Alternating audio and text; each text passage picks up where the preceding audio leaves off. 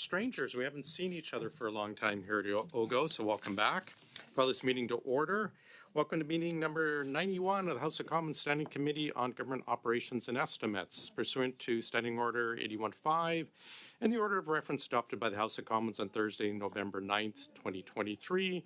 The committee is meeting on the study of Supplementary Estimates B 2023-2024. Reminder, please do not put earpieces next to the microphone as it causes feedback and potential injury. Before I turn things over to Minister Anand, I'd like to wish one of our colleagues, Kelly Block, a happy birthday. Happy birthday, Mrs. Block. And we have a 5-minute opening statement from Minister Anand. Please go ahead. Thank you very much, Mr. Chair. Before I begin, I'd like to acknowledge that the lands on which we are gathered are part of the traditional unceded territory of the Algonquin Anishinaabe peoples. This is my first appearance before this committee as president of the Treasury Board, so I want to thank you so much for having me here today to discuss Supplementary Estimates B. Aujourd'hui, je suis ici avec des fonctionnaires. Today, I'm accompanied by officials from the Treasury Board of Canada Secretariat, and I would like to thank them for all of their work. I know that one of your priorities is to ensure that public funds are used prudently. Very seriously with my department. This is a time when Canadians across the country are examining their pocketbooks, and the Government of Canada is no different. We are ensuring that taxpayer dollars are being used efficiently. We're investing in priorities that matter most to Canadians. Starting in 23-24, the government is refocusing government spending so that $15.4 billion over 5 years and $4.1 billion annually thereafter will support Canadians' most pressing needs. As these estimates detail, we've already reduced travel and professional service spending by $500 million this year, and reductions for the 24-25 year and beyond will be included in the main estimates in and around March 1st of next year. Now, these reductions will be sought from about 80 organizations across government, but there are exceptions. Let me be clear, there will be no reductions to the Canadian Armed Forces, direct benefits to Canadians, or transfers to Indigenous communities or other orders of government. In addition, refocusing of spending proposals are being carefully assessed to ensure that they are sustainable and do not create future funding pressures. While we identify reallocations of spending from across organizations, the work of government's got to continue, and this requires ongoing funding. J'aimerais maintenant parler des demandes de dépenses présentes. I'd now like to turn to the spending requests in Supplementary Estimates B. Mr. Chair, these estimates present additional expenditures of $24.6 billion. Of this amount, $3.9 billion represents an increase in planned statutory spending, which means that they are already authorized under existing legislation. Consequently, in the Supplementary Estimates B, the government is seeking approval for additional voted expenditures of $20.7 billion. This includes significant investments in the implementation of settlement agreements and corresponding compensation for Indigenous peoples, military aid to Ukraine, as well as pay and benefits for the compensation and benefits of the Federal Public Service and the Canadian Armed Forces. Invested in this year's include $5 billion to the Department of Crown Indigenous Relations and Northern Affairs to fund the Restool Settlement Agreement, $2 billion to the Treasury Board to fund recently established collective bargaining agreements for over 200,000 employees, and approximately $1 billion to the Department of Crown Indigenous Relations and Northern Affairs and Parks Canada to settle related claims and litigation relating to land. So in keeping with this government's commitment to transparency, I would note that additional details and context beyond what is contained in the table of documents is actually available online. Reporting tools such as the GC Infobase and the Open Government Portal allow users to easily see the authorities approved by Parliament, ensuring that parliamentarians and Canadians alike know how public funds are being invested on their behalf. Monsieur le Président, merci beaucoup pour... Mr. Chair, I'd like to thank you for your invitation and this conversation today. I'm very pleased to be here and now would be happy to answer any questions you have. Thank you, Minister. We'll start with Mrs. Kusi for 6 minutes, please. Thank you, Chair, and thank you very much, Minister, for being with us here today. Minister, yesterday it was reported in the CBC that 13 federal agencies are now using spyware normally associated with the intelligence world. The article stated that the tools in question can be used to recover and analyze data found on computers, tablets, and mobile phones, including information that has been encrypted and password protected. None of these federal departments fulfilled the required privacy impact assessment necessary to determine what privacy risks exist by using these technologies. So these include texts, emails, search histories. Minister, why is your government so hell-bent on invading the privacy of Canadians? Actually, I would not agree with the premise of the question, although I will say that we need to make sure. Why would you not agree with it, Minister? This falls under your purview, under Section 3.3 of the Directive on Privacy Impact Assessment. So I'd like to hear from you, please. Why do you not believe that this falls under your purview? I believe that the role of the president of the Treasury Board is to put in place directives and other policies that guide the public service as well as ministerial roles across the public sector. Guide the public service, Minister, but also protect them. So what are you going to do now that this report is out there about these 13 agencies, these public servants that are having not only their privacy invaded, everyone that they have communicated with, be it by text, email, their search histories, if they've looked up, say, perhaps an illness that their child is having, anything like this is now potentially within the hands of the government. So what are you going to do now, Minister, that we are aware of this? If I could just clarify. I'm finishing my question, Minister, please. So explain to Canadians, please, what are you going to do now as a result of this gross invasion of the privacy of Canadians? Mr. Chair, can I just ask a point of order? Yes, Mr. Chair, Mr. I'm riveted by the questions that are Let's being get to the asked, point of but order. I am looking to hear the President of the Treasury Board respond. So if you can That's provide not the a point of Minister order, and I would time. just ask that we do Sure. not interrupt people with non-point of orders, please. I understand what you're saying, so it's not a point of order. Everyone will ask that you stop interrupting each other on fake point of orders. Please continue, Ms. Kusi. Thank you very much. So, Minister, I'll give you again an opportunity to tell Canadians, to tell the public service, what are you doing right now to protect their privacy? What are you doing after you saw this report yesterday? Government will always take all necessary steps to ensure that public servants are complying with all laws, including privacy laws and the protection of our employees' personal data. Deputy heads of federal institutions are responsible for initiating the directive on privacy, and will make sure that that continues to occur. Okay. To add insult to injury, with not only this terrible privacy breach, earlier this week, the Chief Information Officer of Canada resigned. This is an industry-tested individual that impressed me every single time that she was committed. She had 2 years to begin to formulate this plan for digital government, which, according to social media this week, Minister, you claim to be committed to, you claim to want to take a leadership role in.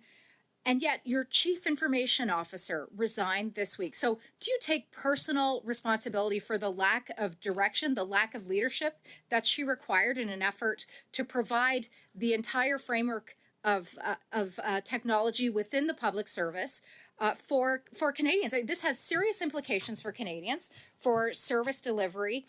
What's your response to that, Minister?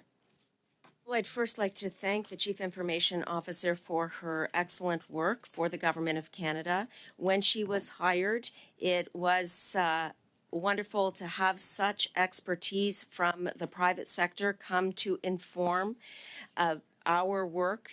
This is a whole of government approach. We have multiple systems upgrades underway, and I will continue to work with Minister Beach, who is the new responsible Minister for Citizen Services, in terms of our additional upgrades to our digitization and to our systems.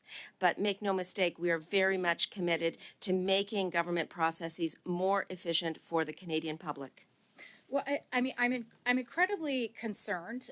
This was, as I said, an industry-tested individual. Every time she was before committee, I thought, this is fantastic. I believe in this individual. I believe that this individual, this public servant, has the capacity to come up with a digital plan, a digital solution across government. And we need 500 more IT professionals like her to get things to a place where they need to be, as we saw as well, with the reports of the Auditor General as well, saying that digital government is really suffering, and that service delivery for Canadians as a result of our lagging in digital solutions. So please tell Canadians now what your plan is now that your top technology officer, your CIO, has gone, I can't fix this. I can't solve this. What's your plan, Minister?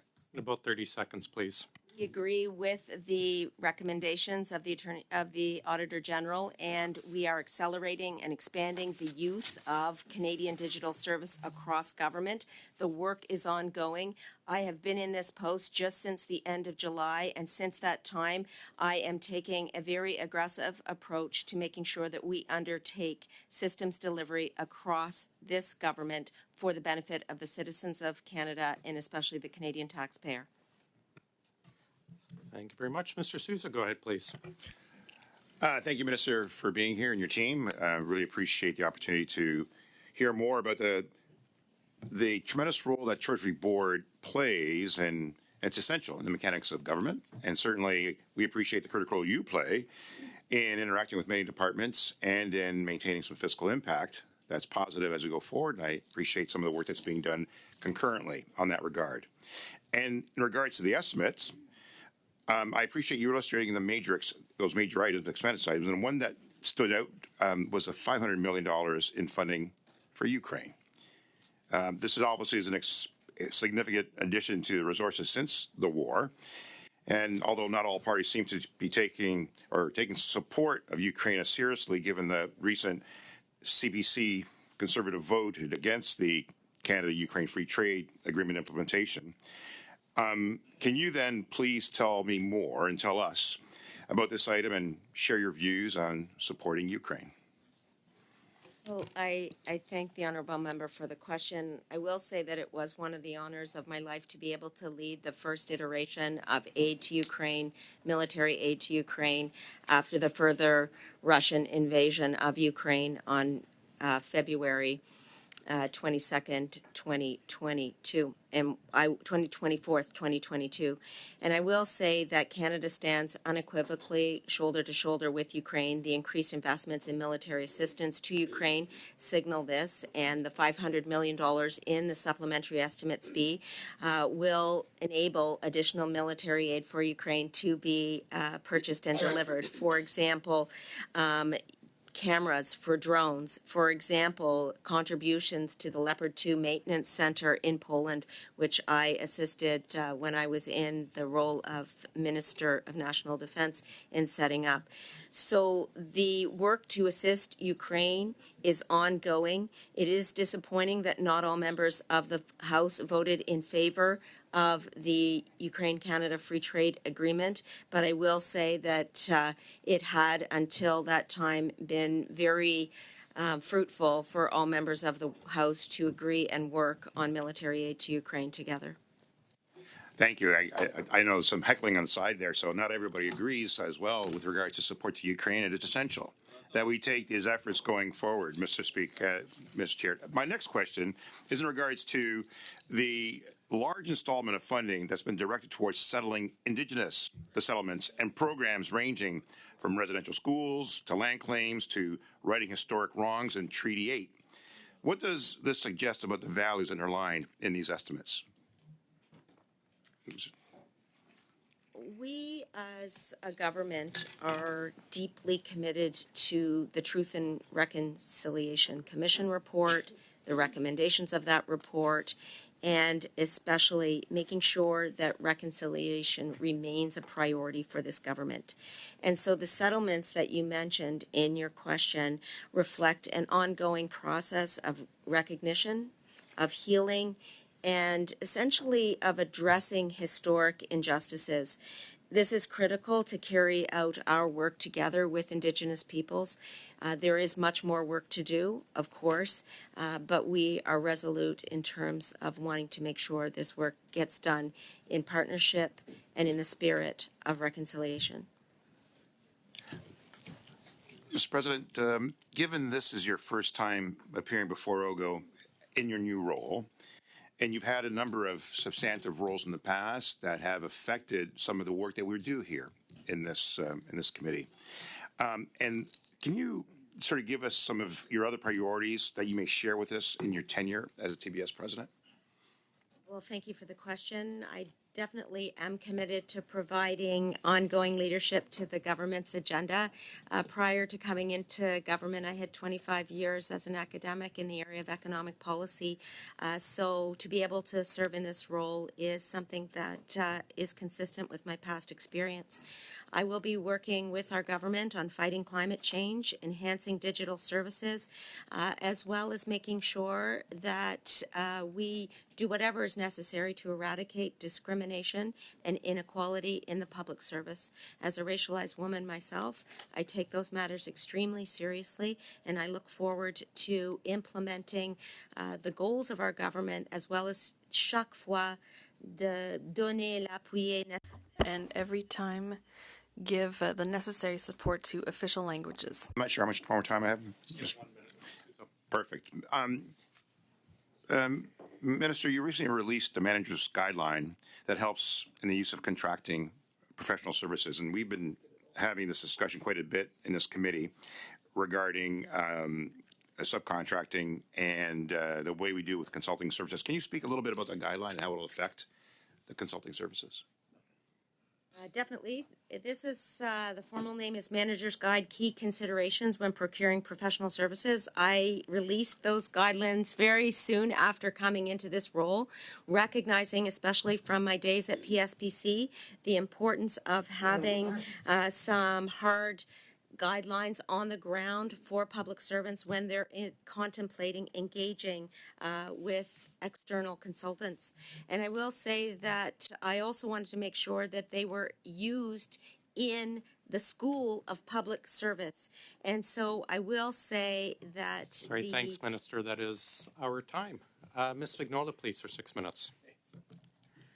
Merci, Monsieur le Président. Thank you, Mr. Chair, Madam Minister, and all the officials. Thank you for being here. The big news today is the Canadian government's decision not to do a call for tender to replace the CP-140 Aurora aircraft that will be used until 2030 to 2034.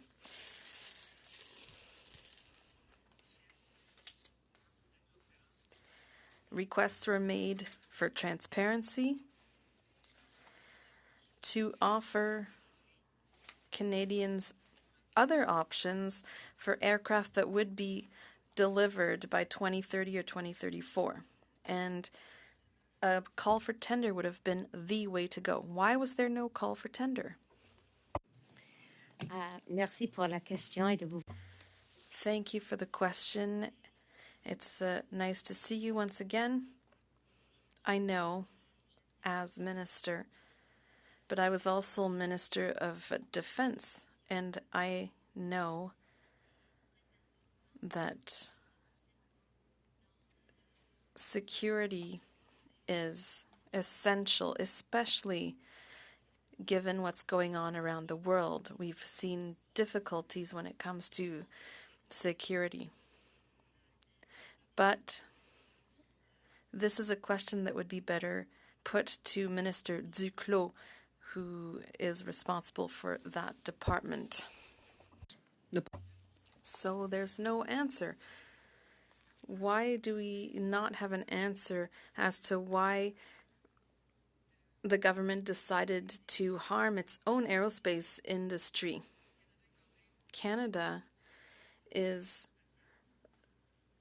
third in terms of all companies in that aerospace. There was an announcement for hundreds of thousands for these aircraft, but in the end, the government was told that if there were no other offers, the factory was going to close by 2025. So there's something that doesn't make sense. Perhaps I can correct a few facts that you mentioned. First of all, Boeing will reinvest in the domestic economy. Secondly, we continue to support the aerospace industry, and we, the Government of Canada, will continue to support that industry. For example, there's a contract for F-35s. We know that there will be many jobs here in Canada. But what I am understanding is that the government refused to do a call for tender to find out what the options are for aircraft that have better capacities, that would be ready, and that are used elsewhere in the world. So Canada refused to look at those viable options because actually there's no reason. There's really no justification for causing that harm. We've heard it will create 3,000 jobs. Sure, but building them here would have created 18,000 jobs. So I don't know how your math works, but I think 18,000 is a lot more than 3,000. So I find it unbelievable that a decision was made that will hurt our industry. It's unacceptable. If you look at Bombardier, there are aircraft that already exist that can be adapted. It was proven, and it would seem that all of the departments that were involved chose to not listen. So $8 billion was invested. Yes, there's a dollar for dollar ratio, but we would have been able to create even more if we had opened up our options and not simply decided to invest in our American buddies. I think it's unbelievable. We've been put before the facts, and there's been no transparency. There's been no openness to seek out what's available, what could be even better for the folks at National Defense. We've been told, okay, we need the aircraft now by 2030. But it's 2023, that's 7 years from now. If a call for tender had been made a year ago, if it had been open and transparent, then we'd already have answers. But it all fell on deaf ears. It might be good, but we could have found an even better solution. I'll reserve my other questions. Johns, please. Thank you, Minister, for being here, and to your team as well. Minister, you just heard from my colleague in the House of Commons from Nunavut talking about the infrastructure gap, and she cited that it would take 58 to 141 years to fill and complete the infrastructure gap. AFN cites it would need $44 billion to ensure that we address the infrastructure gap when it comes to just Indigenous housing. And your budget and your commitment is $4 billion over 7 years. Where I live in the Alberni Valley, 67% of the people that are homeless on the streets of my community are Indigenous. That's according to the latest homeless count. I'm looking to you, Minister, to identify what is your plan. What is the timeline? I have to go back to my riding and face the 10 nations and the people that are homeless and their families. And they need answers. And so does my colleague. question. I want to clarify that in the SUPS B that I tabled at the beginning of November and that I am here to discuss did contain $349.4 million for the National Housing Co-Investment Fund, $212 million for the Interim Housing Assistance Program, as well as additional measures to support governmental efforts across the board, including measures to and funds for the settlement of cases with Indigenous groups. So I will say that we are committed to reconciliation. We recognize that there is additional measure that we should be taking for addressing the infrastructure gap. Minister Haidu actually addressed those in the House of Commons, and as this is a matter under her. Actually, and- sorry, Minister, to cut you off because time's short. Sorry. She didn't actually address that. There's $349 million Yes. when there's a $44 billion gap when it comes to just housing. And everyone deserves a right, especially Indigenous people. That is not addressing the gap. So I'm hoping as the president of the Treasury Board that you're actually going to be making this a priority because you're the one who is the gatekeeper of all money spent. This is really got to be your top priority. And I'm going to go to now the next question, and that is the Black Class Action Secretariat. Now, Minister Fortier, who was minister at the time, she attended in May, and we're hoping you can give us some progress on that. You know, when I brought questions to her, and I was talking to the Secretariat before that, they identified the Treasury Board had received that second tranche of funding, and that it was $50 million to implement the program, but they hadn't still developed one at the time. Now, that was the first set of funding. That was when your government rolled out the first round of that. And the Secretariat stated that there was no Black involvement in the program development. And I'm hoping that's changed and you can update me. But I want to specifically know, has the Black Class Action Secretariat been involved in the development of that program? I want to begin by saying that I take all matters of discrimination extremely seriously, and our government does as well. Our government is working to create a diverse and inclusive public service. It includes passing legislation, creating support and development programs, and publishing disaggregated data. In terms of the precise question, I'm going to ask Mary Chantal if she would like to respond.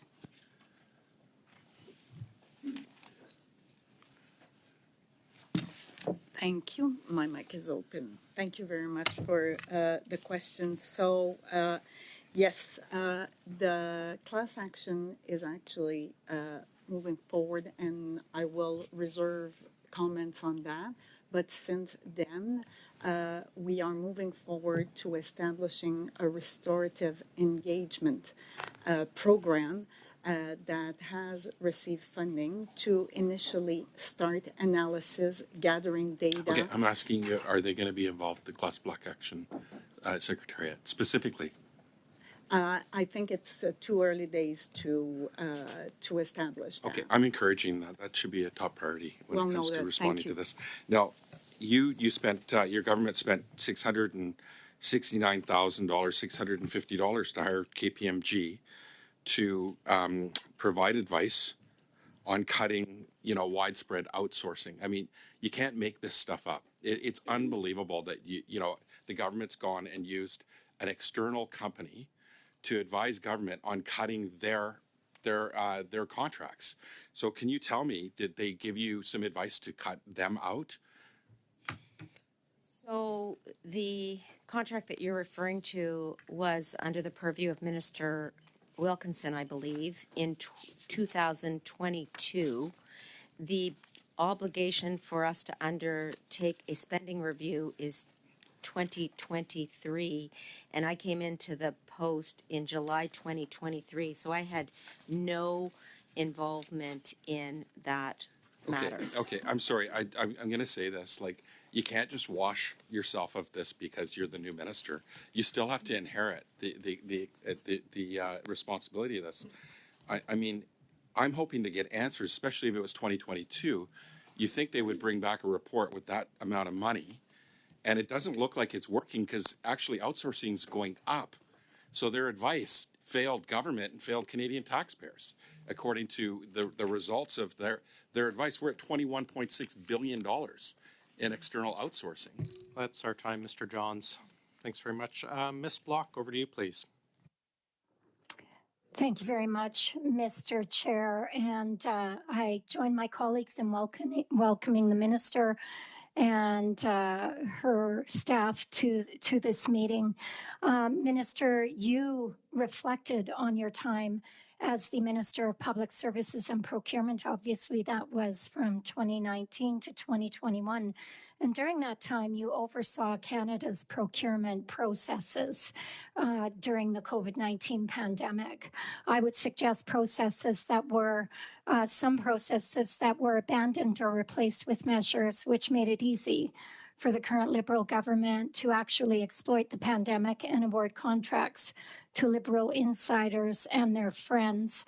My first question to you, Minister, is during the advent of ArriveCan, do you recall who made the decision to go with the ArriveCan app? I thank the honourable member for the question. I would like to wish her a very happy birthday from afar. I will clarify, just in reference to your question, that none of the contracts relating to that app came through my office. The CBSA, I understand, is the business owner. PSPC was the contracting authority, but the contracts were executed at the ADM level or below. So I didn't sign off on this matter. I do take the point that we need to continue to improve our processes in this manner. And so I have asked my department, some of the officials of whom are here, to ensure that we are reviewing supply arrangements, to make sure that we're working with PSPC so that they can examine the profit margin on these contracts so that we can provide guidance to auditors in these matters and that we can work with PSPC to modernize training for procurement specialists. Again, I did issue the manager's guide relating to third-party contracting very early in my tenure, recognizing that we can do more work in this area. Thank you very much, Minister. As I'm sure you are aware, earlier this fall, numerous contracting discrepancies were reported in the Globe and Mail, which has resulted in a criminal investigation. These discrepancies involve 3 companies and the CBSA.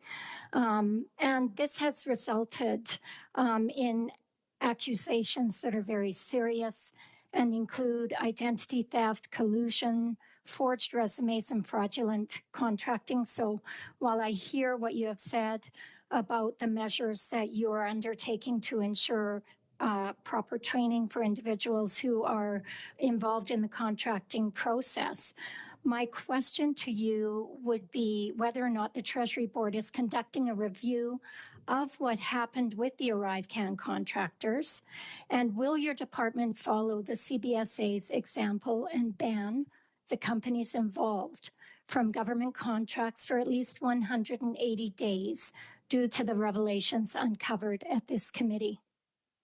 So the role of Treasury Board is very much forward-looking. It is to put in place directives and policies that will support good practices and good governance in the public service. That's why the Manager's Guide on Procuring Professional Services is forward-looking and is hopefully going to be very useful for our procurement specialists. But we are working with PSPC in their matters relating to outsourcing, for example, reviewing the supply arrangement, looking at profit margins, making sure that they are able to modernize training for procurement specialists. I will say this matter has multiple reviews underway, the OAG and other bodies. We will be following this progress of the multiple reviews, but the actual matter of reviewing this particular contract is not under Treasury Board. Mr. Chair, how much time do I have, please? 30, Pardon me? 30 seconds. Oh, thank you. I would just end by noting that the Treasury Board is also responsible for accountability and Ethics. And I would hope that that is taken very seriously as these reviews are being conducted. Thank you. Thank you. We do. Thank you, Mrs. Block, and happy birthday. Mr. Kuzmirchuk, please, for 5. Thank you, Mr. Chair, and thank you so much, Minister, for being here at OGO Committee in your new position and your new role. Obviously, you're no stranger to this community or to this committee. Question for you, Minister: the President of the Treasury Board is responsible for supporting both official languages, and today we learned a Conservative MP from Alberta, who is also the shadow minister for Canadian Heritage, berated a Francophone minister of Canadian Heritage for answering a question in French. Can you comment on... Sorry, Mr. Kuzmirchuk, go ahead. Mr. Point of Block. order, relevance. Not a point of order, but an appropriate point of order. Go ahead, Mr. Kuzmirchuk. I wanted to ask you, Madam President, how important is bilingualism to the work, to your work in the Treasury Board and the work of the Treasury Board? Thank you for the question. Merci beaucoup pour la question. Premièrement, c'est fondamental que tout le monde qui veut parler. First of all, it's very important that anyone who wants to speak one of the 2 official languages can do so when they work at the federal government. As president of Treasury Board, it is my responsibility to implement the Part 7 of C13, the Official Languages Act. And so I'm going to continue to work with the officials here and throughout the government to implement the act.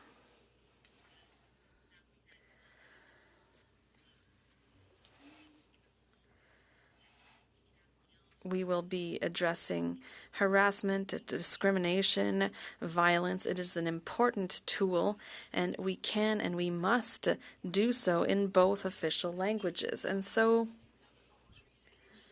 I hope I will be able to speak both official languages every time I come to a meeting, every time I come to this committee, and I suggest that everyone else can do so also. Question to Madam Marie-Chantal Girard.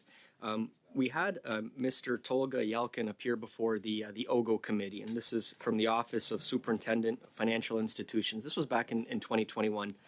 And Mr. Yalkin said, "We quickly recognize that in a virtual environment, it's so important for norms to be established so that the way in which people are given opportunities to use the official language of their choice is supported."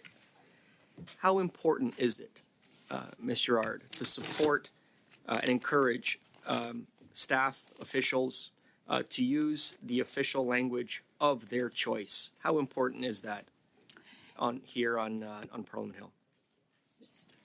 I'm sorry? I'll start. Okay, the minister will start. Peut-être je pourrais commencer par... Maybe I can begin as minister, as an Anglophone minister. I believe that it is crucial in our climate, in our country, to ensure that everyone has the opportunity to speak either official language and has the opportunity to learn both official languages also. So I'll give the floor to Marie-Chantal in case she has anything to add. Absolutely. Thank you, Madam President. And it is the law. It is an act. It is not, so we've put in place several measures to allow doing the transition to a virtual environment, which was for the majority of public servants to be able to function in both official languages. We included closed captioning, so now when you use Teams, you can click on closed captioning and have a transcription in the language that the person speaks that will make it easier to capture all the nuances there. We provided some training, and we also made sure that in collaboration with the Public Service Commission, we were able to continue to test and make sure that employees were meeting the language requirements of their positions. If not, to make sure that they could withhold their language profile during that period. So a lot was done, and I'm proud to be the Treasury Board Secretariat Delegate for official languages. Merci pour votre Merci question. beaucoup. Thanks, Mr. Kusmirchuk. Ms. Vignola for 2.5 minutes, please. Merci beaucoup, Monsieur le Président. Lorsque je Thank you very much, Mr. Chair. When I look at these supplementary estimates, one of the questions that always comes to mind is, how was this not predictable? How could this not have found itself in the main estimates? And other questions like, what's this? For example, there are funds for critical operation costs, $3,700,000 for the SKICS, $1 million for Treasury Board, critical operations, over $1 million. So what are these critical operational needs, and how were they not, how is it that you couldn't foresee them and put them in the main estimates?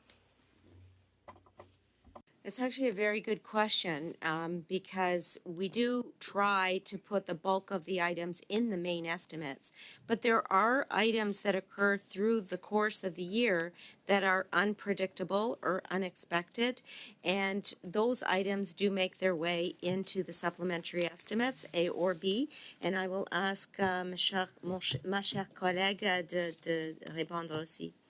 Merci, Madame la Thank you. As you know, we often discuss this at this committee. The main estimates are tabled in March. Yes, but what are critical operational needs? Critical operational needs are things that are unpredictable. Sometimes there's additional workload that is unpredictable, and so it wasn't part of the initial budget. But if you want a more specific answer for Treasury Board Secretariat, we can certainly provide more detail. I got my answer. Thank you. I also see $2,271,300 for a leadership program during the transition to cloud computing. So what does that mean? It's people who are acting as leaders. Is this a fund for additional staff? To us at next round, or perhaps in writing, if you could just follow up, Ms. Vignola. Mr. Johns, please, for 2.5. Thank you. I'm going to go back to the question on KPMG, where you hired them and spent $669,650 to develop recommendations that could be considered as options to ensure that Canadian tax dollars are being used efficiently. It was around consultants and whether to hire them or not. Now, I asked you about deliverables, and you cited that you hadn't heard it, but the due date on both of these task authorizations, one is August 25th of this year, and the other is October 31st of this year. So what did they tell you? Did they tell you to increase spending more money at KPMG or less? I'd like to clarify that departments are able to seek outside consultation as they see fit. The contract with KPMG was awarded in 2022, long before the mandate to reduce outsourcing spending. And what I have done as minister since coming into this role just a short time ago is to release a guide so that there are key considerations when procuring professional services that are applicable to public servants who are undertaking these contracts. I was just looking for an answer on like what they told you, and I'm still not getting it. I am the person that's responsible for putting in place the directives and the guidelines. Okay, I do. That is the role I play. Okay. I'll just do another question on the order paper and hopefully get the answer. Over the matter you raised. I'm going to go to your commitment. Your government's talking about selling public lands and public buildings. We've heard Conservatives talk about doing that. We saw the Doug Ford government do the Greenbelt, and we're going to see billions of dollars end up in the pockets of a handful of developers. How do we have certainty that that's not going to happen here in Canada? And I hear the commitment that 20% is going to go to affordable housing. 100% should be going to affordable housing. And our belief is that public lands belong in public hands. Will you consider leasing all public lands for affordable housing instead of selling them? Because the developer-driven model has not solved affordable housing anywhere in the world. Answer, please. Thank you for the question. I know that Minister Duclos and the department at PSP is considering all options. There are existing legislative and policy guidelines that, from a governance perspective, guide all of the matters that you raised in your question. Thank you. Mrs. Cusi, please. Thank you very much, Chair. Minister, I'm sure you have seen the economic report out today. The economy shrunk by 1.1% in the third quarter. Our deficit is currently at $40.1 billion. Debt servicing is now at $46.5 billion, which is more than we spend on health, as pointed out by my leader. Minister, I said this to your predecessor when she came to committee previously. Fundamentally, inflation comes down to the Treasury Board because these rates are so high, this inflation so high is a result of government spending. All of the money from the government, Minister, goes through you. You are the one who signs the checks for the release of these funds. So given, and you will note, Minister, that she is no longer in your chair, that you are there now. So I'm asking you, do you take personal responsibility for this terrible situation that we're in now with these record high inflation rates, record high interest rates, which we are now starting to see permeate throughout the economy? For example, with the TD announcement yesterday and the loss of thousands of jobs, and this is only the beginning of it, Minister, what is your response for the spending record of your government as president of the Treasury Board? The Government of Canada is actually on a strong fiscal track, contrary to the implication in your question. We have a AAA credit rating, which is an objective evaluation of our fiscal situation. We have the lowest debt to GDP ratio. Minister, in you the say G7, lowest debt to GDP, and we but have the it's lowest debt disingenuous in the when the G7. nominal states otherwise. $80,000 per U.S. citizen, only $50,000 here in Canada. So I think it's very disingenuous to say that. I'll lay out the facts for the $15 billion that you promised you would find by October 2nd, but didn't even make any announcement, report in doing so, and only $500 million, a paltry $500 million this year, which, by the way, is only 2.03% of the additional $24.6 billion of the new spending. Since the 2023 budget, the $500 million of savings are only 2.31% of the record high proposed authorities, professional and special services, which sits at $21.6 billion, and the $15.4 billion of cuts over the next 5 years is only 11.69% of the deficits from this fiscal year throughout the next 5 years, Minister. So with that, I'm going to pass it to my colleague, Larry Brock. Minister, GC Strategies, a two-person consulting firm operating out of their basement, producing no product or IT services, received $44 million in 2 years. Of that, $11 million went to ArriveCan alone. GC Strategies under criminal investigation for theft, fraud, and forgery for the last 10 months has still been awarded contracts by CBSA, notwithstanding their suspension of contracting services to GC Strategies. Why has not the Treasury Department, your department, banned GC Strategies from all contracting from all government departments? It's actually misleading to say that we are not finding the $15 billion over 5 years in Please answer my question, please. Minister Anand, I asked you a question. You're responding to my colleague Stephanie Kuzi's question. Because I didn't I would have a like chance to respond. And I would like a response to my question. I have literally less than 1 minute. So please, out of respect, can you please answer my question? The role of the Treasury Board is, as I mentioned, to ensure that the practices, procedures, and guidelines are in place for public servants and their managers to follow. That is why I implemented and released the guidelines on procurement strategies. Question is, why have you not banned GC strategies across the board? $11 million of taxpayer funds for doing nothing under criminal investigation. What does it take, Minister, for you to respect the taxpayer dollar?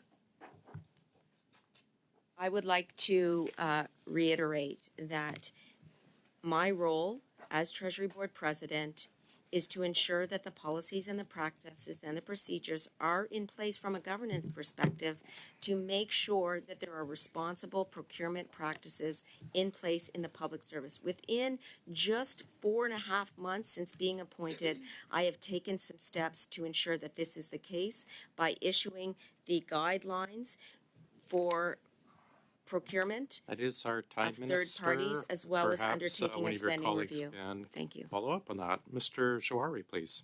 Thank you, Mr. Chair. Welcome, Minister and the officials to our committee. Minister, I'm going to give you the opportunity to talk about the recently released manager's guideline. You've made a reference about 3 times. You never got a chance to finish it. So here's your time to finish. And also, if you could add some commentary around releasing a guide to reduce services or consulting services, that would be good as well. Thank you. Floor is yours.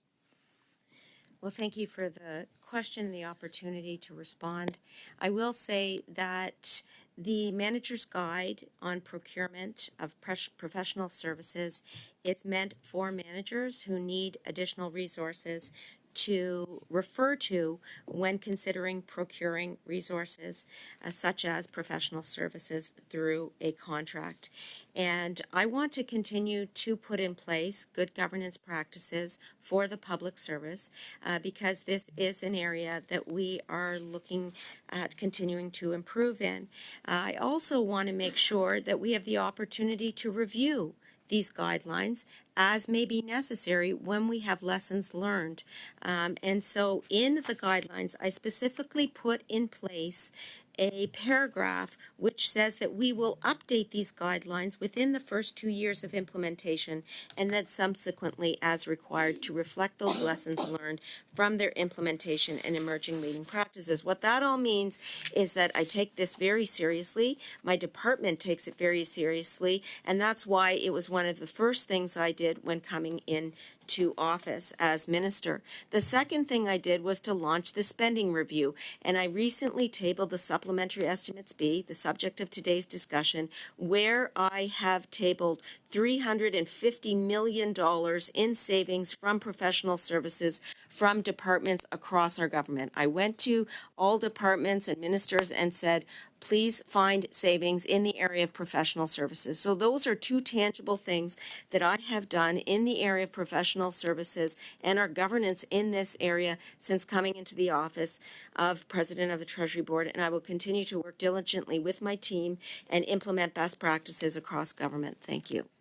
Thank you, Minister. In your opening remark, you talked about $14.3 billion on professional services previous year, and about 800 million of that included to pay for quote professional and special services. I'm very curious to know how much of the $14.3 billion on professional services was actually used on management consulting, and what does that exactly translate to? These management consulting services was for what? The answer is approximately 76%, but I'd like to break this all down for you. 67%, sorry. The figure that you are referring to is for a range of expenditures, both internal and external, that covers 14 different categories such as construction, engineering, and architecture. Less than 6% of this figure was for management consulting. So I'd like to clarify my answer. Less than 6% of that figure was for management consulting. And the examples that I'd like to cite are for consultants to advance benefits delivery modernization, the subject of the very first question that I received. How are we going to deliver digitization for our government and for the people of Canada?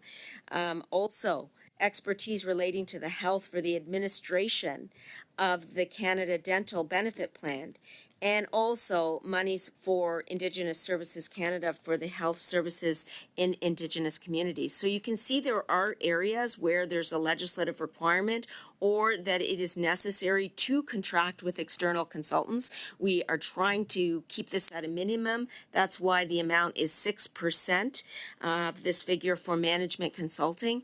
And as I said, the Management's Guide on the Procurement of Professional Services sets down guidelines to ensure that all public servants are taking this matter very seriously and making sure that professional services are only contracted for when absolutely necessary. Thank you, Minister. Minister, you talked about this manager's guideline, and did you set targets for managers for the upcoming year to be able to drive further efficiency as such, reduce our reliance on external consulting and build internal capacity? Is there a target set by department? I am afraid we're out of time. Minister, you're welcome to hang around for another 30 seconds and answer, or you can... I'll follow up with you separately, and I'd like to thank you, Mr. Wonderful. Chair. I really appreciated the conversation, and I look forward to coming back for another one. Wonderful. We will excuse you, and I understand there's someone else joining you or joining at the table from the officials. We'll suspend for about 45 seconds.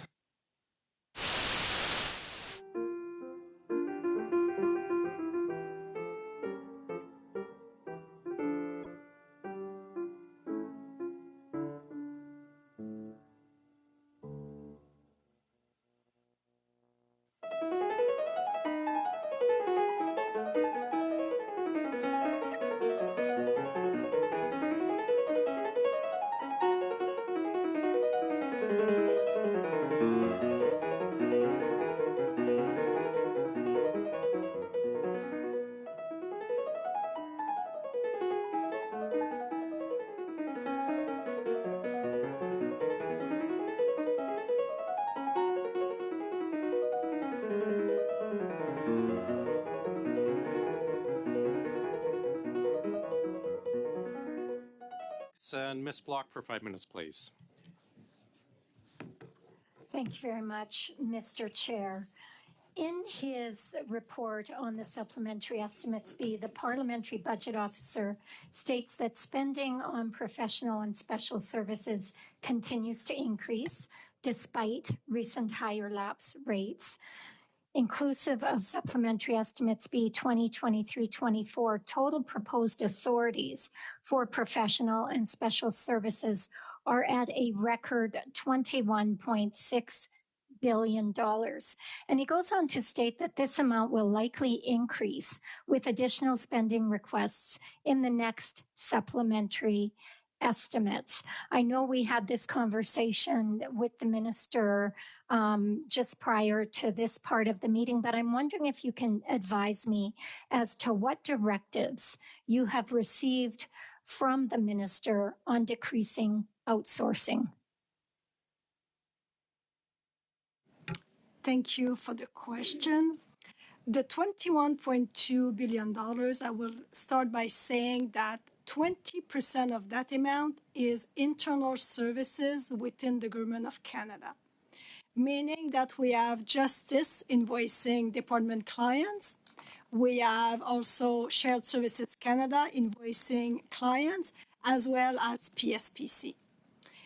Like the minister said earlier, we have 14 categories included under that category, and we have amounts, for example, nurses, in the north for Indigenous Services Canada, providing professional services to Indigenous peoples.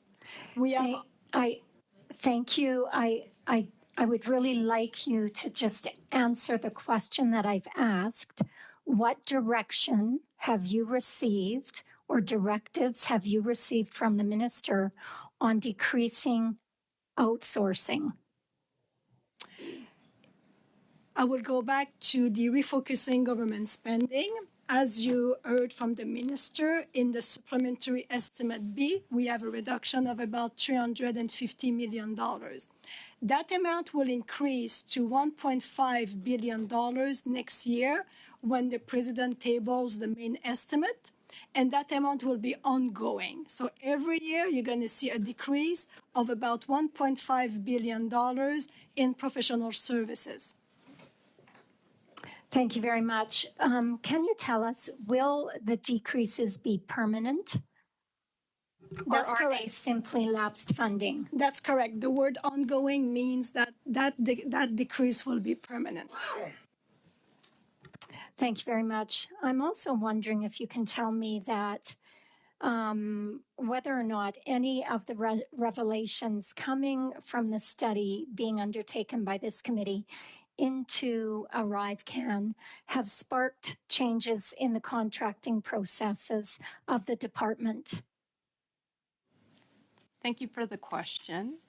The first thing I would say is in the discussion in these studies, what's become clear is the supply mechanism by which professional services are engaged is something to look at. And that's something PSPC is undertaking. They spoke about it at this committee. So we are following along with PSPC about how we review these supply arrangements. The second thing is we sent out a tool to all departments, to their internal audit functions that lays out key risks in procurement, internal controls that address those risks, to help internal auditors in their review of these internal controls. And the third thing that we've been doing is we're working with PSPC on enhancing our training, one for procurement officers, but the second is for the business owners. So when we talk about procurement, there's always two parts to it. And so we're looking at, well, the minister talked about how we have embedded the guide into delegated training for managers. We're looking at expanding that and also talking with the Canada School about how we can ingrain some of this training in their executive leadership courses. Thank you very much. Towards the end of my intervention with the minister, I noted that the Treasury Board is responsible for accountability and ethics. And I also know that ultimately the Treasury Board is responsible for the rules that are put in place for all departments when it comes to the contracting of services, and that public services and procurement really provides the support in doing that. And so I'm wondering if you've also had any conversations around the rules for contracting, even in regards to subcontracting or special offers, not special offers, I guess, but standing offers that would be in place when it comes to contracting. I'm afraid we are past our 5 minutes for this round. Perhaps you can respond in writing to the committee regarding that specific question. Mr. Baines, please, for 5 minutes. Go ahead. Thank you, Mr. Chair, and thank you to our team from the TBS joining us today. My first question is, could you please explain to the committee what refocusing government spending initiative is? Whoever wants to take that question. Thank you for that question. So the refocusing government spending was first announced in budget 2022 and was re-announced with bigger amounts in budget 2023. So the wording coming from the budget is to reduce discretionary spending in terms of professional services of roughly 15%. to do the same in respect of operating expenditures and transfer payments, but of roughly 3%. If you look at the budget, there is a financial profile that will show the amount over the years. This year, as stated by the minister, the amount was $500 million. It has been included in Supplementary Estimate B. You can also see an online annex. You will see the details by organizations. We have 68 organizations. Next year. Can I just want to, so there seems to be some misunderstanding by opposition members. So can you clarify how the proposals are brought forward and what the timelines are like? We are, as we speak, looking at all the proposals that we have received from the ALE scoped-in departments.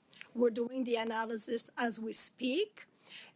And again, we have until March, because when the president tables main estimate, she will show in those estimates a reduction as per the financial profile in the budget, which is $2,331 million. Okay, and we've seen some concerns about the government spending review and the impact it will have on the armed forces. We see in the estimates approximately $584 million for compensation and benefits for the Canadian Armed Forces. I believe I've heard it stated before that refocus spending will not impact the CAF. So would you be able to speak on what is the impact of that funding within the subs? I will start with thank you for the question. I will start with the refocusing government spending. The budget wording was clear. The Canadian Armed Forces will be excluded from the review, and it has been excluded from the review. Also, relocation costs for them and operating as well. In terms of the amount that they have is for benefit, and I will turn over to Marie Chantal for the benefit that are included here for the Canadian Armed Forces. Thank you. The overall compensation that is forecasted for benefits includes all the protections that we provide to our employees, and including the armed forces. If you see a trend, an upward trend on the cost, so we're observing three main reasons for that.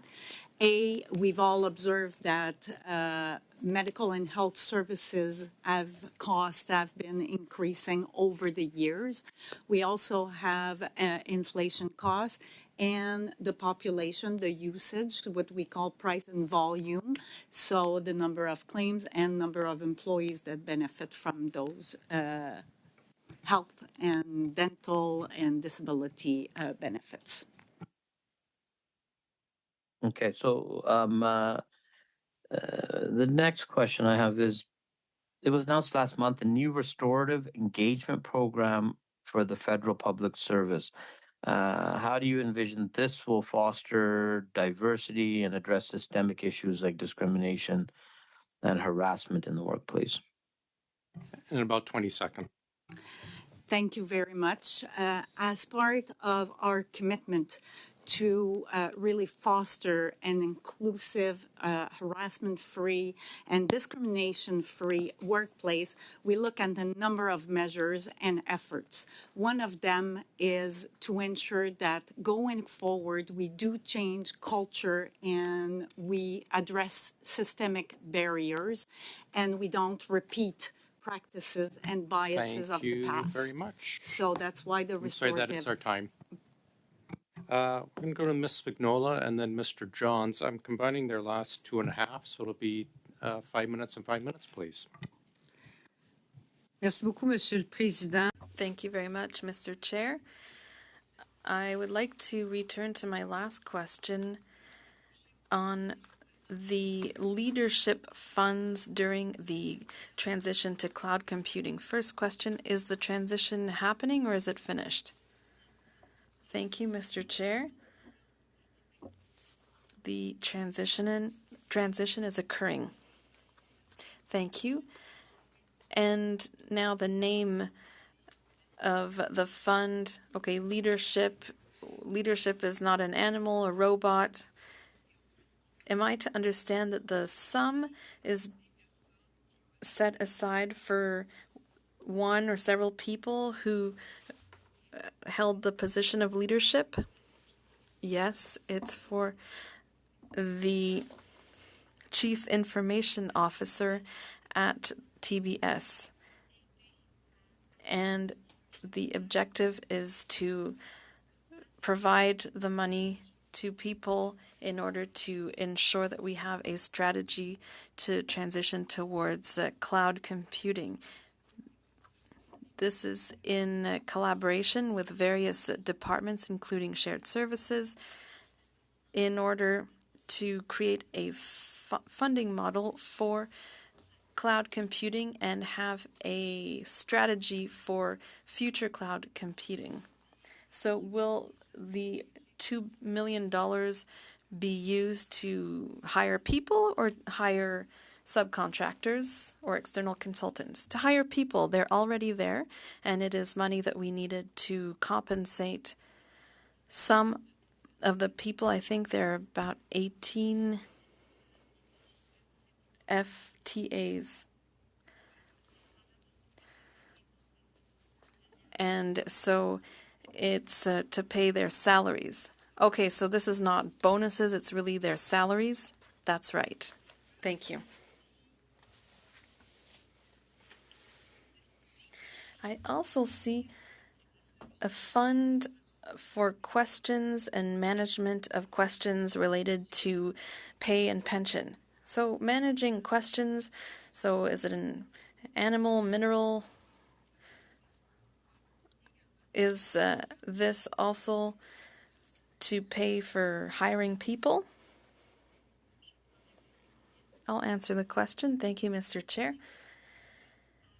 That money is to pay employees' salary.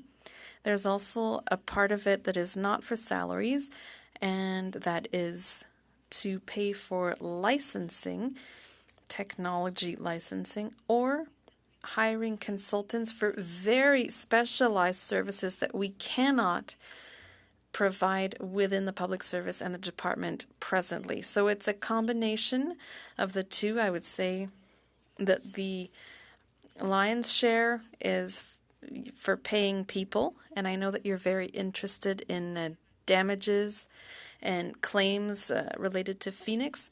So around 15 people from the Claims Bureau under the TBS will be dealing with claims. Indeed, because we have a lot of calls about that, and it takes an eternity for us to get any answers. And the same goes for people who are trying to get answers. I see that there's also $5 million for an agreement in relation to Phoenix, 17,600,000. So funds to compensate people. So how many hours are we at? And what is the situation with the next gen, the next Phoenix? Though I do hope that it's not exactly like Phoenix and it goes much better. Thank you for the question. What you see in the supplementary estimates have the purpose of refunding plaintiffs under a class action. We are currently awaiting a decision at the Quebec Court of Appeal that will allow us to launch the process. Please, for 5. I'm glad we're on Phoenix. We heard on Tuesday that Phoenix has ballooned to $3.5 billion, the cost of Phoenix. And that's quite a jump from $2.3 billion.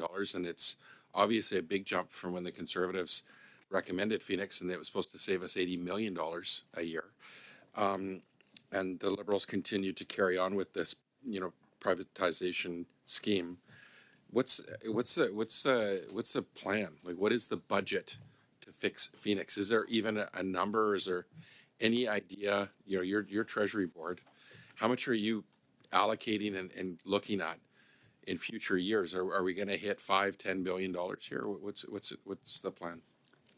Perhaps I can begin on the update, and if my colleagues want to supplement on the financials. But as you know, the solutions is currently being worked on by our colleagues at PSPC/Shared Services. But the government is currently assessing the viability of the commercial HR and pay solutions.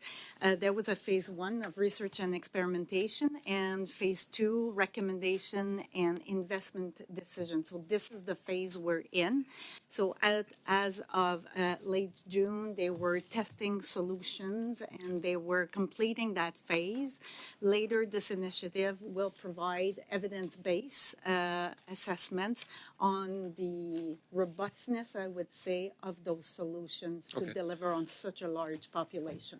Has it been identified how much money is owed to workers for work they've done and how much money has been overpaid? So we could get back to you on the amounts because these amounts fluctuate, on a daily basis. We'd love to know today's amount, so that would be great. Through the chair, Mr. Chair, if that's okay for the committee, that they provide that in writing, the amount of outstanding owed to employees. And overpayments. And then the overpayments. Correct. Okay. We're hoping that the government can prioritize paying the overpayments. Let me just interrupt, but up to what point, because it is noted, I think, in the public accounts, but up to what point will you have that information that you can provide? Like up to what date will be covered under the information you're providing to us? So the information you have, Mr. Chair, in the public accounts are up until March 31st, 2023. If you're updating for Mr. Johns, how far are you tabulating? We will work with PSPC to determine the gap between what is provided in public accounts and. Thanks very much. Resources to get people paid that earned, their wages. You work alongside them and you're one of them. So I thank you for your work. And I hope that if any of you are owed money, that you get paid first before we start going after those that are overpaid. I really appreciate you're going to make recommendations to the minister through Treasury Board Secretariat on ways things that you can do around outsourcing. The first question I have is around the commissions, because as we've learned through the ArriveCan and GC Strategies fiasco is, the amount of commissions, 15 to 30%. We've seen GC Strategies, a 2-person outfit, no staff, no office, that, about $55 million in overall government contracts would have netted at least $11 million, if they were at around the 20% mark. This is outrageous. And then they've subcontracted from other other outsourcing companies, and then some of them that they've even outsourced have taken commissions. And actually, one of the deputy ministers who was here says there's no limit to the amount of commissions being paid. Have you made a recommendation to the minister to put a cap on commissions? Because I'll say this, that if you could even cut that down by 5%, the PBO even agreed with me that if you cut or outsourcing by 4.2%, that would cover the whole cost of extending the CEBA loan program. That would support 250,000 businesses that close their doors to protect public health for one more year so they can get through the next year, especially with a recession and dealing with an inflation crisis. Is that something that you're going to make a recommendation around? Thank you for the question. So as I was talking about, most of these professional services come through supply arrangements at PSPC.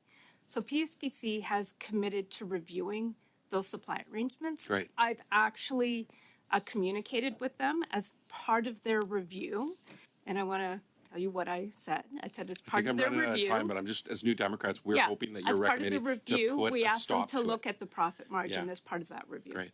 We want you to put small businesses and Canadians ahead of CEOs and these big outsourcing, highly paid consulting firms. Thanks, Mr. Johns. Mrs. Cusi, please. Thank you, Chair.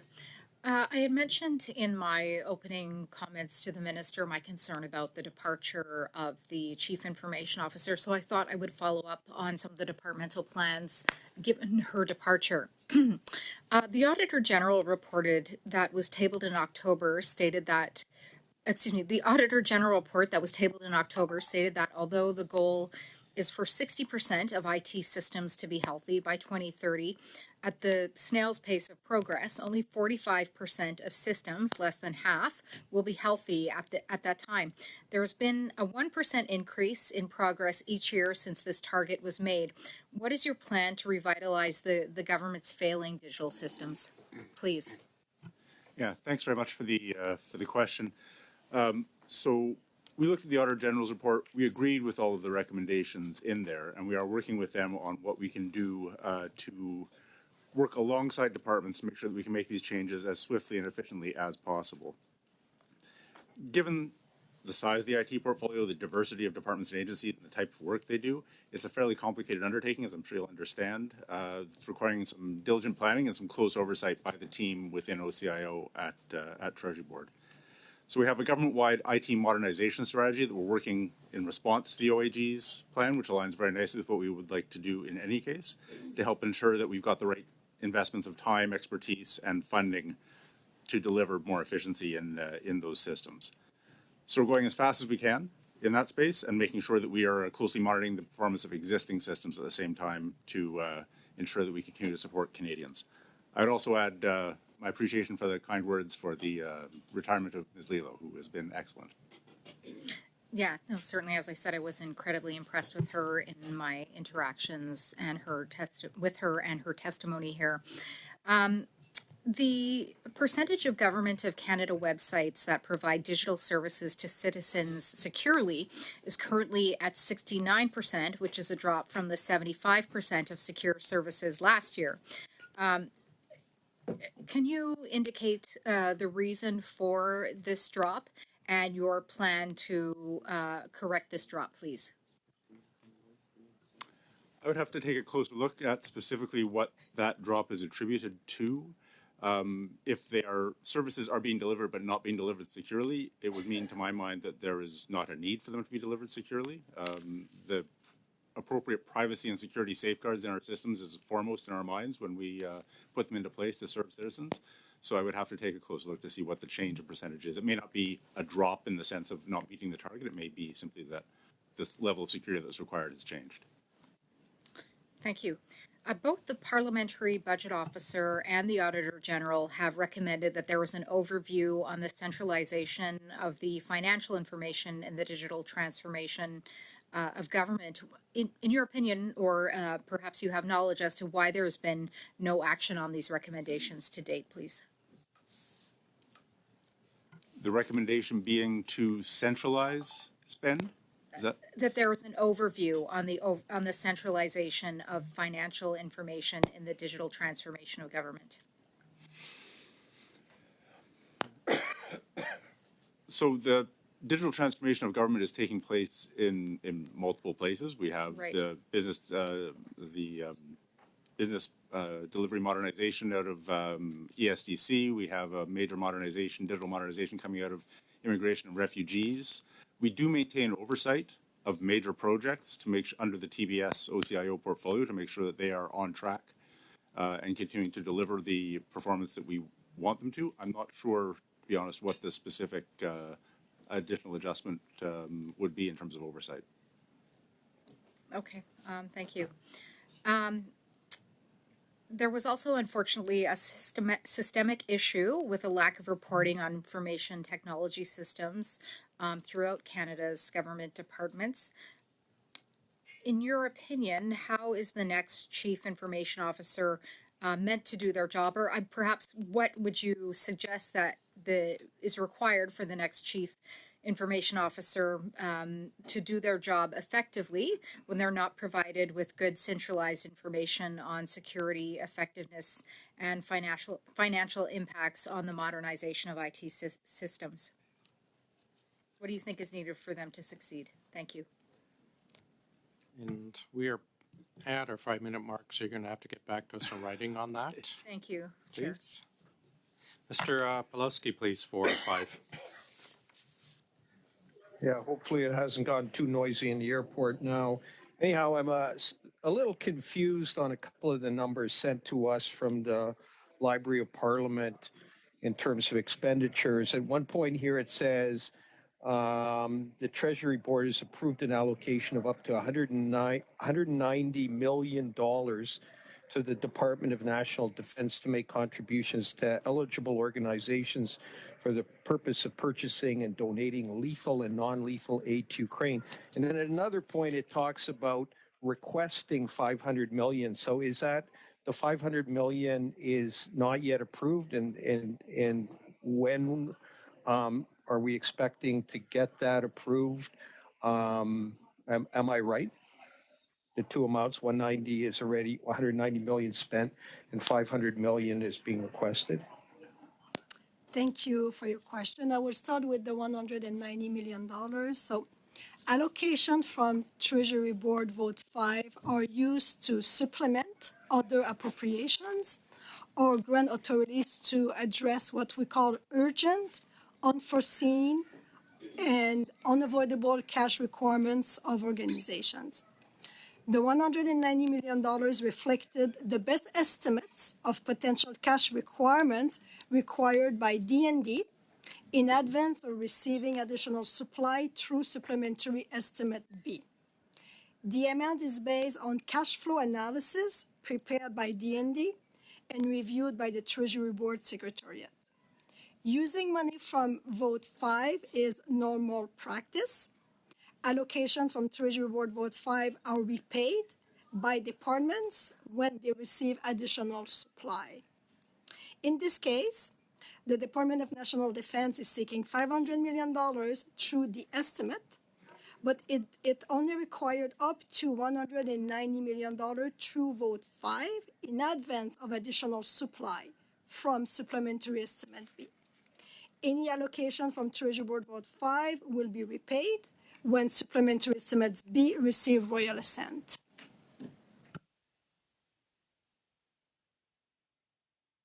So that means it would be they're requesting an additional 310 million in addition to that 190 million. Okay, and so when will approval be given for that, or is that yet to be determined? And who makes that decision? Is that the minister who makes the decision? It is in the estimate that you have in front of you. So when the estimate will be approved by this House and also the Senate and receive royal assent, the money will be given to the department. Okay, that's great. Now it says the 190 million that was approved for donating lethal and non-lethal aid. Now it also says it's for the Departments of National Defense. So non-lethal aid includes basically any kind of aid that doesn't kill anybody, which could presumably include non-military stuff. But I assume that whole amount is basically for military assistance. Am I right? I will need to follow up on this. I don't have the answer, but we'll come back to you in writing. Okay, and you said that money comes from Vote 5. Is that what you call it? And so that means it's not coming out of either the defense budget or the development budget. I'm saying it. So Vote 5 is called Vote 5 is for emergencies. So that means that the department doesn't have the cash at hand in order to be able to pay for that. So once they receive supply, when the supply would receive royal assent, they will have money. And so it's really how can I say that? A line of credit. Yeah, that's a line of credit. So we're giving them money, and once the supply has been approved and we get royal assent, that money will be repaid to Treasury Board Vote 5. You will see an increase, and that Treasury Board Vote 5 is $750 million, and it has been the same amount for the last 20 years or so. Okay, now the additional 500 million, which will partly go to pay back this money, is that money which otherwise would go to defense or for international development, or is that totally separate money? It's totally separate money. Okay, And now I don't That know if you can is- answer Sorry, this, that is our time, sir. We're going to go to Mr. Brock for 5 and then finish with Mr. Souza for 5, and then we have to get to voting on the SEPs. Mr. Brock. Thank you, Chair. And my questions, folks, can be answered by anybody. Okay, no one in particular. I had to rush my questions with the minister. Unfortunate, I only had 2 minutes to do that, so I'm going to slow down just a little bit. The Prime Minister is on record after it was revealed publicly that the ArriveCam app totaled close to $54 million, notwithstanding his previous announcements that it was half the cost. And he's on quote to saying that the contracting patterns related to the ArriveCam warranted a policy review. Obviously, this is a practice that seems highly illogical and inefficient. So my questions are in relation to GC Strategies. Everyone here, I'm sure, is familiar with GC Strategies. The news regarding GC literally comes out every week.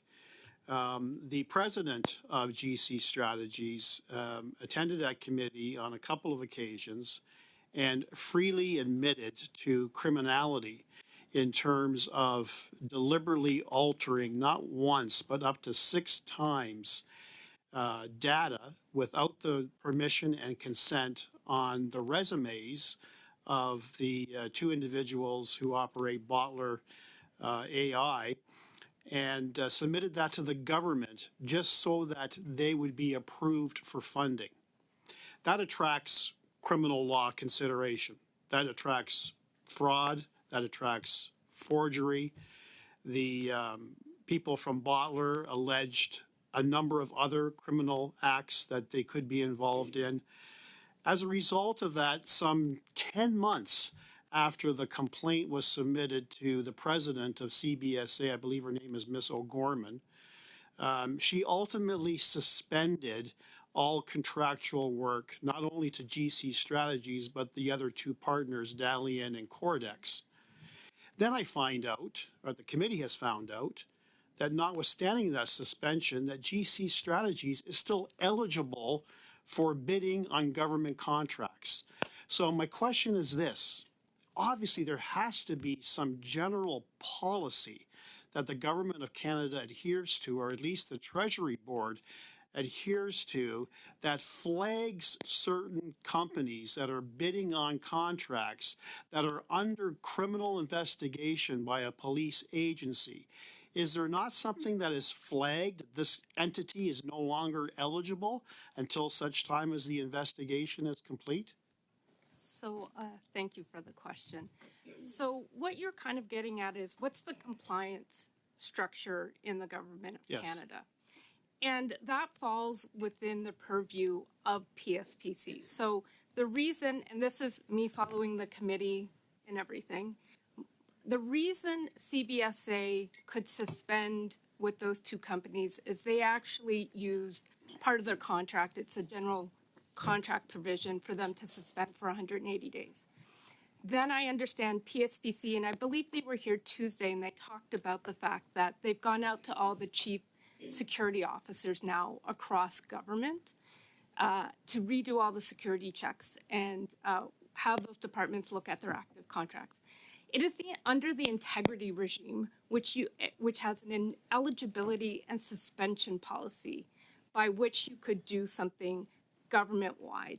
Because the companies are under investigation by the RCMP, right now it doesn't trigger that suspension under the ineligibility. And I get that. I was anticipating that. Yeah. My previous career was in criminal justice as a Crown attorney, and I know that there's a presumption of innocence, and this company has that, but this is more outside of the realm of presumption of innocence. We have direct evidence from the principal, Mr. Firth, admitting to criminality. So my question to you is, with that direct evidence from the president, does that not, because your department's all about accountability and ethics, doesn't that rise to a level that out of abundance of caution to protect taxpayer funds, that this entity should be suspended pending the completion of the investigation? I think taxpayers would expect that at a basic level. Do you not agree? So I've been watching all the testimony at this committee. And because those allegations are with the RCMP for review and it's still under investigation, you have to wait until that investigation is done. Mr. Firth admitted to manipulating resumes without permission and consent. That's a criminal act. You're not going to like my answer. I apologize. But because it's still under just briefly, investigation please. by the RCMP, we have to Thank wait you. for that. Thank you. Mr. Sousa, please, for 5. Thank you. Thank you. Just to follow up on that point, is the RCMP investigating the ArriveCan contracts? So my answer will be prefaced by, I'm not the business owner, I'm not the contracting authority. It's only what I've seen as testimony here. My understanding is they're investigating the allegations from Bottler. Right, relative to a separate issue altogether, relative to a situation where there was no contracts with GC Strategies, there was no contracts with Bottler, and there were some internal disputes between them, and they have some allegations, which I believe the RCMP is investigating regarding that, which we took also initiatives to, we being the government, to ensure that that's also being overseen. And with regards to ArriveCan, the RCMP actually wrote a letter reaffirming and stating that they are not investigating, that there is no criminal investigation or activity regarding the ArriveCan. However, I believe the government is taking steps to also have it reviewed, and I believe the Auditor General is looking at value for money in regards to those contracts, of which there were a number of them, and a portion of it did go to GC Strategies, but they are reviewing all of that. Is that correct? Yeah, my understanding is that the Auditor General is reviewing ArriveCan. The Office of the Procurement Ombudsman is reviewing ArriveCan, and I understand that CBSA has also tasked an internal review with respect to its procurement. So we've taken some precautions as we go forward, recognizing some of those allegations that were made after the ArriveCan issue. I mean, those contracts took place subsequent to the allegations being made. In regards to the estimates, we are all keen on the government spending review, right? We get that, and it's important, particularly for me at least, because I was on the Defense Committee previously with regards to the Canadian Armed Forces. And the estimates, there's something that's approximately about $584 million for compensation and benefits for the Canadian Armed Forces, and we've heard it stated before that this refocusing of the spending will not impact the CAF. And would you be able to speak to it? I'm not sure if, in regards to the impact that's on Supplement B, I believe. Just want to make sure that the Armed Forces recognize that we are continuing to support. I know there's some misinformation there. Yeah. Maybe I will start, and for the benefit that you are referring to, my colleague Marie-Chantal can add. Like we said, it is clearly indicated in the budget 2023, the Canadian Armed Forces will be excluded from the spending review. And when we develop the methodology, we have excluded them. Great. And that's above and beyond all the stuff that we're doing for support to Ukraine and all the other initiatives that we've taken, even today's announcement with regards to some of the other investments that we're making in Armed Forces aircrafts. And these are all very important matters. In respect to the review and the modernization or the effect of trying to find efficiencies in our system, can someone elaborate in terms of what the priorities are with Treasury Board in regards to that? Are you referring to the spending review? Correct. Efficiencies of the spending review? So we are looking at elements that will remove duplication, for sure, or maybe programs that are not giving the outcomes that we were expecting. And like I was saying at the beginning, we have received a lot of proposals from the departments that have been included within the review, and we are doing our analysis as we speak. But the goal is, obviously, we are post-COVID. We have learned from that. We're doing more teleworking, and everything that we can learn and we can continue to learn and that we can find efficiencies, it is part of the review. And in the implementation of that review, how are you seeing its enablement? The implementation will follow what was included in the budget 2023. The first tranche was the $500 million that we have seen in supplementary estimate B. The second tranche will be included in the main estimates when the president tables them on or before March 1st. And the amount that you will see there is about $2,331 million. It is split into two categories. You will see $1.5 billion in reduction in professional services. You will see $150 million reduction in travel, and the rest of the reduction will be on operating budgets as well as grants and contributions. Thanks very much. Officials, thanks very much for being with us. Before you leave, just a couple quick points. The committee has passed a motion requiring any request for information, such as Mr. Johns, to be returned within 3 weeks from today. And I just have a very quick question, if you could get back to us. The $500 million has been brought up a lot. Could you provide to the committee how much of that is lapse money from previously approved subs processes? How much is this just lapsing? How much is actual reductions? And the items and programs that the money was appropriated for in the past that is lapsing and is being claimed as reductions. Can you provide that information, what programs or items are included in there? We will let you go. We're going to get to voting for our supplementary estimates now. Thanks for being with us. Colleagues, do I have unanimous consent to call all the votes together? Yes. Wonderful, thank you. Starting with, shall vote 1B under Canadian Intergovernmental Conference Secretariat, and vote 1B under Canadian Transportation Accident Investigation and Safety Board, and votes 1B, 5B, and 10B under the Department of Public Works and Government Services, and vote 1B under Privy Council Office, and votes 1B and 5B under Shared Services Canada, and vote 1B, 10B, 15B, and 20B under Treasury Board Secretariat. Carry on division. Wonderful.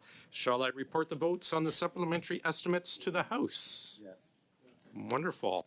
If there's nothing else, colleagues, we are adjourned. Thank you very much.